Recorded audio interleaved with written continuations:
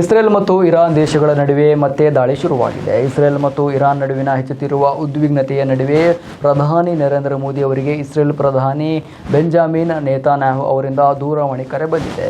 ಈ ಬಗ್ಗೆ ಎಕ್ಸ್ ಸಾಮಾಜಿಕ ಜಾಲತಾಣದಲ್ಲಿ ಪ್ರಧಾನಿ ನರೇಂದ್ರ ಮೋದಿ ಪೋಸ್ಟ್ ಮಾಡಿದ್ದಾರೆ. ಸಾಮಾಜಿಕ ಮಾಧ್ಯಮ ಪೋಸ್ಟ್ ಮೂಲಕ ನರೇಂದ್ರ ಮೋದಿ ಇಸ್ರೇಲ್ ಪ್ರಧಾನಿಯೊಂದಿಗಿನ ತಮ್ಮ ಸಂವಾದವನ್ನು ದೃಢಪಡಿಸಿದ್ದಾರೆ. ಇಸ್ರೇಲ್ ಪ್ರಧಾನಿ ಬೆಂಜಮಿನ್ ನೇತಾನ್ಯಾಹು ಅವರಿಂದ ದೂರವಾಣಿ ಕರೆ ಬಂದಿದೆ. ಅವರು ಇಸ್ರೇಲ್ ಇರಾನ್ ಪರಿಸ್ಥಿತಿಯ ಬಗ್ಗೆ ನನಗೆ ವಿವರಿಸಿದ್ದಾರೆ. ನಾನು ಭಾರತ ಕಳವಳವನ್ನು ಹಂಚಿಕೊಂಡಿದ್ದೇನೆ. ಆ ಪ್ರದೇಶದಲ್ಲಿ ಶಾಂತಿ ಮತ್ತು ಸ್ಥಿರತೆಯನ್ನು ಶೀಘ್ರವಾಗಿ ಪುನಃಸ್ಥಾಪಿಸುವ ಅಗತ್ಯವನ್ನು ಒತ್ತಿ ಹೇಳಿದ್ದೇನೆ ಎಂದು ಮೋದಿ ಎಕ್ಸ್ನಲ್ಲಿ ಪೋಸ್ಟ್ ಮಾಡಿ ತಿಳಿಸಿದ್ದಾರೆ. ಇಂದು ಶುಕ್ರವಾರ ಇಸ್ರೇಲ್ ಇರಾನ್ ಪರಮಾಣು ಮೂಲಸೌಕರ್ಯ, ಕ್ಷಿಪಣಿ ವ್ಯವಸ್ಥೆಗಳು ಮತ್ತು ಮಿಲಿಟರಿ ಕಮಾಂಡ್ನ ನಿರ್ಣಾಯಕ ಘಟಕಗಳನ್ನು ಗುರಿಯಾಗಿಸಲು ಆಪರೇಷನ್ ರೈಸಿಂಗ್ ಲಯನ್ ಅನ್ನು ಪ್ರಾರಂಭಿಸಿತು.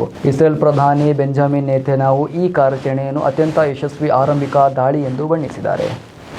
ಇಸ್ರೇಲ್ ದಾಳಿ ನಡೆದ ಕೆಲವು ಗಂಟೆಗಳ ನಂತರ ಅಮೆರಿಕ ಅಧ್ಯಕ್ಷ ಡೊನಾಲ್ಡ್ ಟ್ರಂಪ್ ಇರಾನ್ ಪರಮಾಣು ಒಪ್ಪಂದ ಮಾಡಿಕೊಳ್ಳುವಂತೆ ಒತ್ತಾಯಿಸಿದ್ದಾರೆ ಮತ್ತು ಮಿಲಿಟರಿ ಕಮನದ ಸಾಧ್ಯತೆಯ ಬಗ್ಗೆ ಎಚ್ಚರಿಸಿದ್ದಾರೆ.